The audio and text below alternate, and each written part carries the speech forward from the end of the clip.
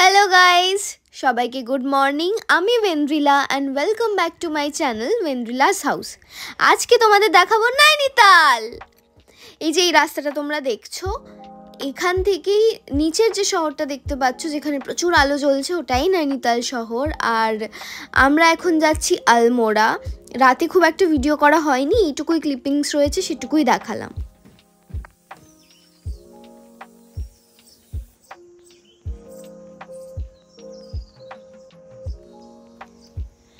সকালবেলা ঠিক এই পাখির আওয়াজেই আজকে আমার ঘুম ভেঙেছে। আর দেখতেই পাচ্ছ, এটাই হলো আমাদের আলমোড়ার হোমস্টে। আমরা এবার বেরিয়ে পড়েছি, সবাই একটু হাঁটতে যাব। এই যে পিছনে যে গাছটা দেখতে পাচ্ছ, সেই গাছগুলো বড় বড়, মানে যেখানে বরফ পড়ে, তোমরা হয়তো অনেকেই জানো যে সেই জায়গায় গাছগুলো থাকে। এই গাছগুলোকে সম্ভবত দেবদারু গাছ বলে, আমি হয়তো ভুলও হতে পারি। যদি আমি ভুল হই প্লিজ আমাকে তোমরা ঠিক নামটা কমেন্ট বক্সে জানিয়ে দিও। আর আমার অবস্থা তোমরা দেখতেই পাচ্ছ যে কি অবস্থা আমার। কাল রাত 11টার সময় আমরা আলমোড়া এসে পৌঁছেছি, তারপর জাস্ট খেয়েই ঘুমিয়ে পড়েছি, এত টায়ার্ড ছিলাম। আর সকালবেলাও সেভাবে ঘুম হয়নি, তাড়াতাড়ি ঘুম ভেঙে গেছে। আর ঘুরতে তো এই দুদিনই যাই, তো বেশি ঘুমিয়ে দিনটাকে নষ্ট করে লাভ নেই, তাই সকাল সকাল উঠে পড়েছি। খুব বাজে অবস্থা মুখ চোখে জল না দিয়েই জাস্ট হাঁটতে বেরিয়ে পড়েছি। এইবার একটা মজার জিনিস, এই যে আমার মামা দেখতে পাচ্ছ, মামুকে আমি বললাম যে মামু নিচে যে ফলগুলো রয়েছে ওগুলো ভালো না, ওগুলো নেবো না, ভাঙাচোরা। তো মামু বললো যে ঠিক আছে দাঁড়াও আমি দেখছি। তো মামু এই যে নেমে পড়েছে, এবার মামু গাছে উঠছে। মামা যেহেতু গাছে উঠতে পারে, তো মামা বললো যে ঠিক আছে এই ফলগুলো আমরা যখন এসছি তাহলে আমরা এখান থেকে নিয়েই যাব স্মৃতি হিসেবে। তো মামা এইভাবে গাছে উঠেছিল আর উঠে আমার জন্য ফল নিয়ে এসেছিলো। আমি এইগুলো প্রচুর, প্রায় 8-10টা নিয়ে এসেছি বাড়িতে, সেগুলো রেখেওছি। আর মায়ের হাতের কাজ খুব ভালো, তো মা বলেছে যে ওগুলো কালার করে মা সুন্দর করে সাজিয়ে রাখবে বাড়িতে। তো এরপরে অন্য কোনো একটা ব্লগে সেটাও শেয়ার করব। দেখতেই পাচ্ছ মামার পাড়াও হয়ে গেছে, এবার মামা হয়তো নেমে আসবে। তো মামার ওঠাটা, কারণ অনেকটা ঢালুতে নেমেছে, তো মামার ওঠাটা একটু হয়তো সমস্যার হবে, তো দেখা যাক কি হয়।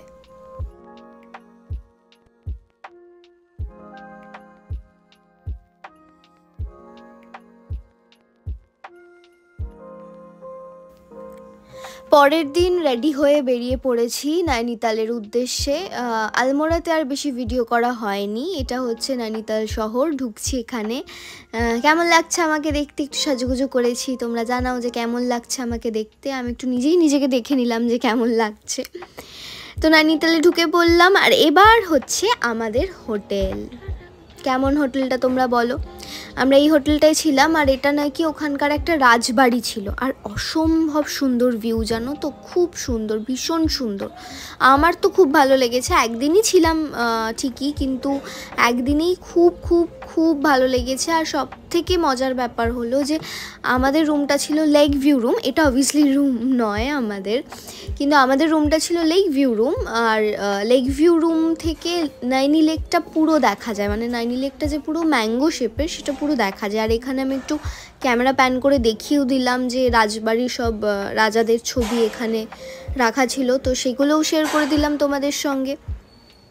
আর এরপরে দেখাবো বাঘ শিকার করেছিল, সেই বাঘ। রাজারা যে বাঘ শিকার করেছিল সেগুলো অনেকক্ষণ দাঁড়িয়ে দাঁড়িয়ে আমি মা সবাই দেখলাম। তারপর আমি একটু নিজেকেও দেখে নিলাম। আয়নাটা বেশ পরিষ্কার পরিচ্ছন্ন ছিল, খুব ঝকঝকে। আর এখানে দেখতেই পাচ্ছ বাবা আর মামা অলরেডি নেমে গেছে, আমরা বোধহয় একটু লেট হয়ে গেলাম। তো বেরিয়ে পড়ি এখন, একটু নৈনিতালটা ঘুরে দেখি কেমন লাগে। ও হ্যাঁ, এইটাই হচ্ছে আমাদের রুম থেকে লেকের ভিউ।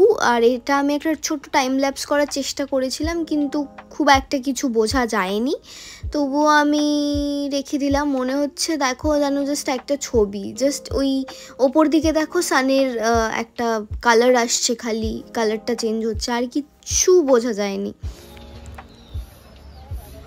আর এটাই হলো নৈনিতাল লেক। কেমন লাগছে তোমাদের? কমেন্ট করে জানাও যে তোমরা কে কে নৈনিতাল এসছো। আমি তো প্রথমবার গিয়েছিলাম, কিন্তু আমার খুব খুব খুব ভালো লেগেছে। আমি ডাউকিও গেছি, ডাউকির জলও খুব পরিষ্কার, আর নৈনিতালের নাইনি লেকের জলও কিন্তু খুবই পরিষ্কার। আর সব থেকে ভালো লাগছিল এই যে এই মাছগুলো, দেখো কি সুন্দর লাগছে। আর এই বোটগুলো এত সুন্দরভাবে রাখা ছিল না, কি কালারফুল লাগছিল দেখতে। ছোটোবেলায় আমরা অনেকে খাতা কিনতাম যখন, ওপরে না এরকম সিনারির ছবি থাকতো, তোমাদের মনে আছে কি না জানি না, আমি তো অ্যাটলিস্ট এরকম খাতা দেখেছি প্রচুর, তো ওরকমই লাগছিল ছবিটা দেখতে। এই যে দেখো কি সুন্দর পরপর কালারফুল বোটগুলো রাখা রয়েছে। আমি না নিজের ভিডিও করতেই পারিনি, আমার এত ভালো লাগছিল এগুলো দেখতে যে এই ভিডিওগুলোই বেশিরভাগ করা হয়েছে। তো তোমরা জানাও যে কেমন লাগছে। দেখো কি সুন্দর পরপর পরপর সাজিয়ে রাখা হয়েছে বোটগুলো। আর এই যে আমি কিছু মাছের ভিডিওও করে নিয়েছি, দেখো কি সুন্দর শান্ত মনে ওরা ওদের মতো ঘুরে বেড়াচ্ছে। আর এটা হলো নয়নি দেবী টেম্পল, বজরংবলীর মূর্তি তোমরা সকলেই দেখতে পাচ্ছ। আচ্ছা, তোমরা কে কে নয়নি দেবী টেম্পলের কথা জানো আমাকে কমেন্ট করে জানাও তো। নয়নি দেবী টেম্পল হলো 51টা সতীপীঠের 51তম পীঠ। যেরকম আমাদের পশ্চিমবঙ্গে রয়েছে মা তারা মানে তারাপীঠ, সেরকম এখানে হচ্ছে নয়নি দেবী মানে উত্তরাখণ্ডে। সেটা এখানে লেখাও ছিল, আমি হয়তো ভিডিওতে ঠিক ধরতে পারিনি সেটা। আর এখান থেকে লেকের ভিউ নয়নি দেবী টেম্পল থেকে কেমন লাগছে তোমরা জানো। আর এটা হলো নৈনিতালের একটা খেলার মাঠ, ম্যালের একদম পাশে। মাঠটা খুবই বড়, কিন্তু এখানে ভিডিও করতে আমি বাধ্য হলাম এই কারণেই, কারণ দেখো পুরো মাঠটা খোয়ায় ভর্তি, তার সত্ত্বেও সবাই কি করে এখানে খেলছে আমি জাস্ট জানি।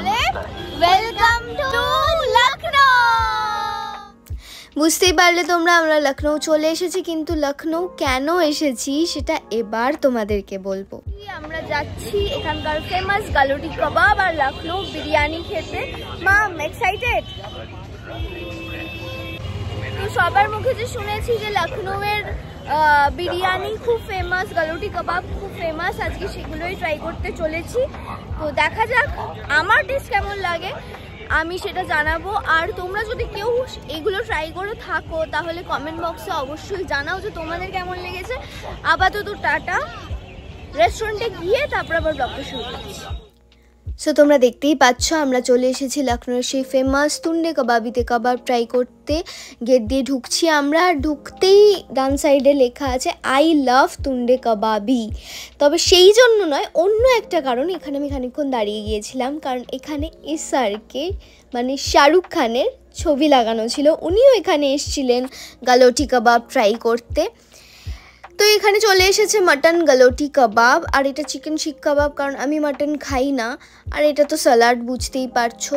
আমি যেহেতু মাটন খাই না তাই আমি গালোটি কাবাব ট্রাই করিনি, কারণ চিকেন গালোটি কাবাব পাওয়া যায় না। তবে বাবারা ট্রাই করেছিল, বলল খুব ভালো খেতে।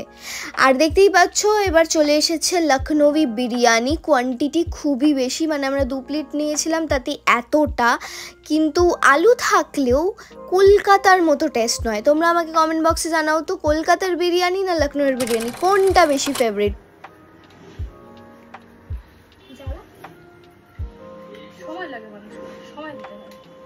Thank you Megha and Piku for this swing and cake.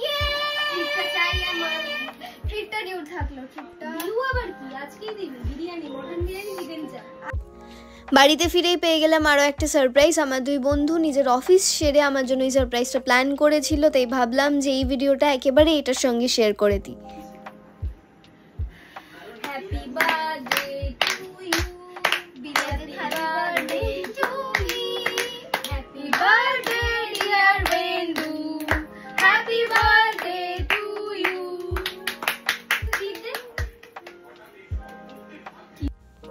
পাহাড় থেকে ফিরে আমার একটু মন খারাপ করে, কারণ ফিরতে খুব একটা ইচ্ছে করে না। তোমাদেরও কি তাই হয়? জানাও আমাকে। তবে এইবার আমার আর সেটা হয়নি, কারণ ফিরে এরকম একটা সুন্দর সারপ্রাইজ পেয়েছি। Thank you Megha and Piku. আর এই ভিডিওটা যদি তোমাদের ভালো লেগে থাকে তাহলে প্লিজ লাইক, কমেন্ট অ্যান্ড বন্ধুদের সঙ্গে শেয়ার করে দাও। আর চ্যানেলে যদি তোমরা নতুন হয়ে থাকো তাহলে প্লিজ চ্যানেলটা সাবস্ক্রাইব করে দাও। থ্যাংক ইউ, দেখা হবে পরের একটা ব্লগে। টাটা।